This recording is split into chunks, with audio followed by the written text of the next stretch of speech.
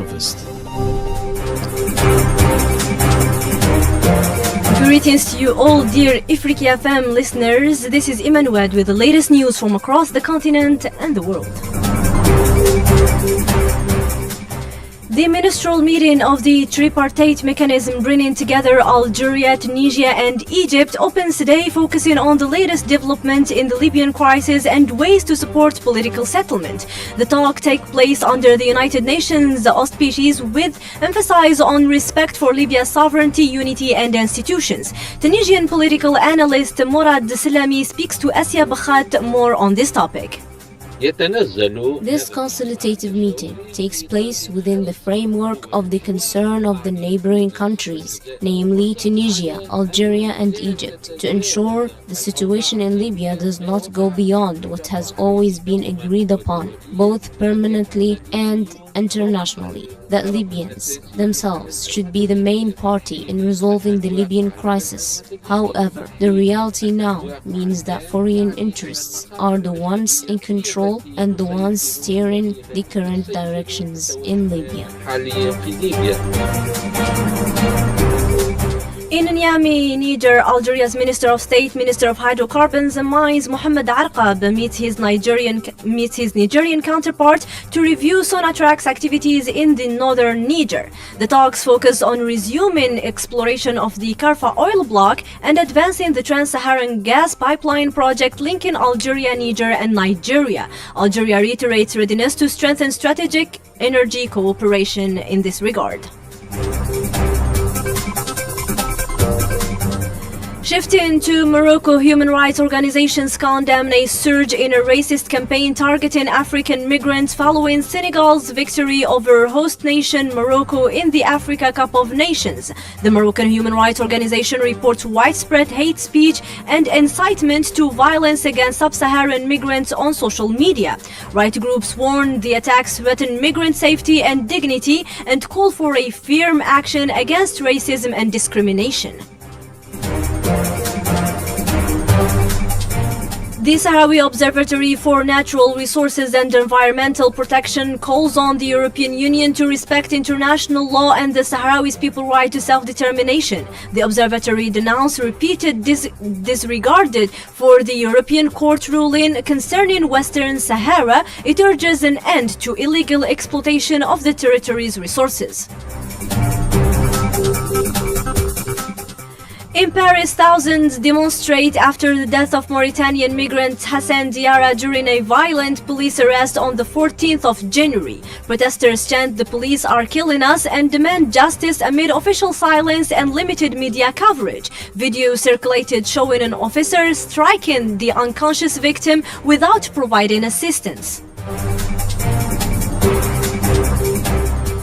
In South Sudan, the UN Commission on Human Rights expresses deep concern over inflammatory rhetoric by senior military leaders and reports of troops mobilization in Jonglei State. The Commission warns the moves increase the risk of mass violence against civilians and undermine the peace agreement. It urges restraint and renewed commitment to dialogue. The Somali government firmly rejects the Zionist entity's recognition of Somaliland and vows to defend the country's territorial integrity through diplomatic channels. The decision raises concern over previous UAE efforts to seek international recognition of the Breakaway region. Widad Alawa reports more.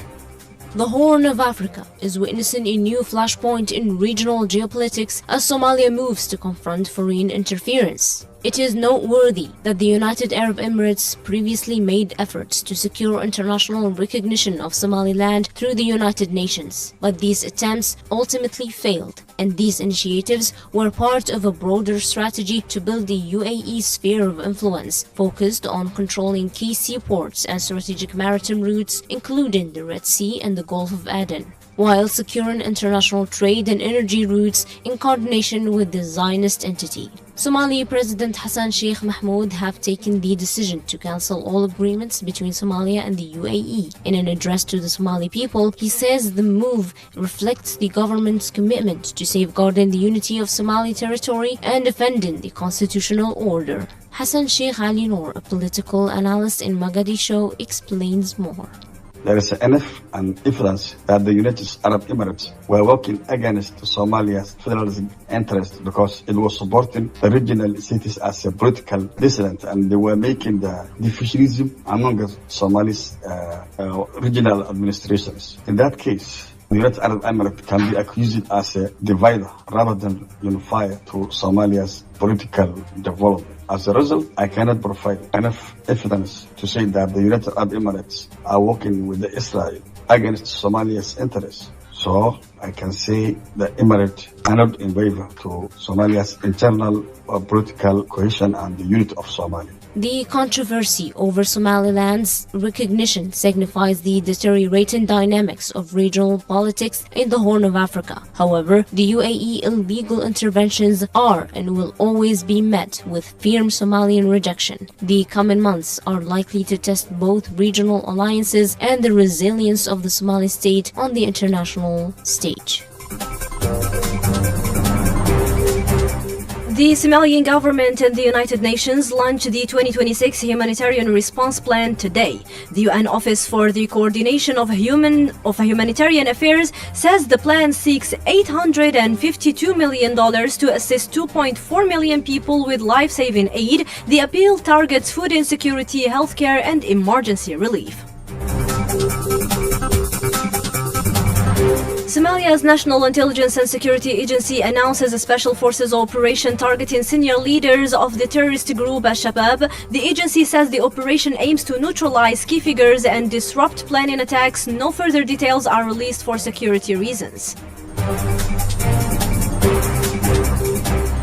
Now shifting to the Horn of Africa, in Ethiopia, the International Conference on the Rule of Law and Alternative Dispute Resolution opens in Bahir Dar. The meeting, running from the 24th to the 25th of January, focuses on strengthening justice mechanism and supporting peace and sustainable development. Officials stress dialogue as a key tool for stability.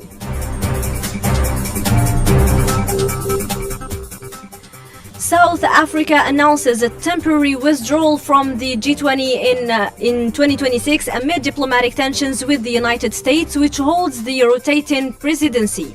Researcher Ashraf Patel says South Africa remains a legitimate G20 actor, but notes the forum fails to meet Africa's expectations, especially on debt relief. He speaks to Samar Hamadi with more details.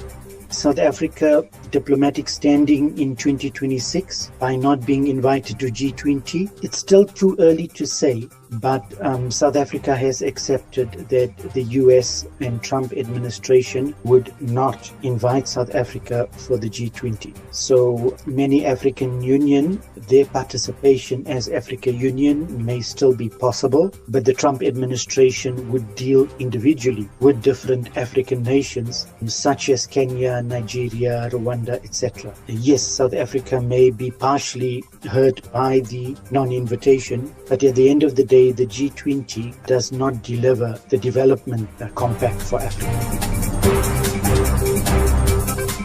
Shifting to the health front, the World Health Organization declares the end of the Marburg virus virus outbreak in Ethiopia. The disease kills at least 9 people before being contained, and the health authorities say surveillance and rapid response help stop further spread. In cultural news, in South Africa, a court dismisses appeal by the National Heritage Agency body to block the sale and export of personal items belonging to anti-apartheid icon Nelson Mandela. The artifacts, including a Robben Island cell key and personal clothing, are set for auction in the United States by Mandela's daughter and the former prison warden. Authorities says the items form a part of the country's protected heritage, but the court rules the sale may proceed.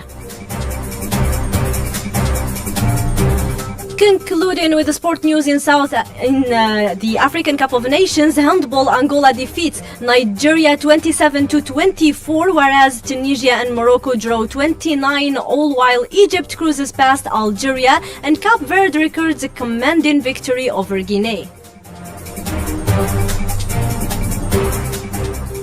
That is all for today's Harvest. Thank you for paying attention to the fullest. It was directed by Yasmin Bikay, observation with Malika, control board with Abdu, and streaming with Riyadh. And you, dear listeners, keep enjoying our programs of the day with your favorite radio channel, Ifriqiya FM, the voice of Africa.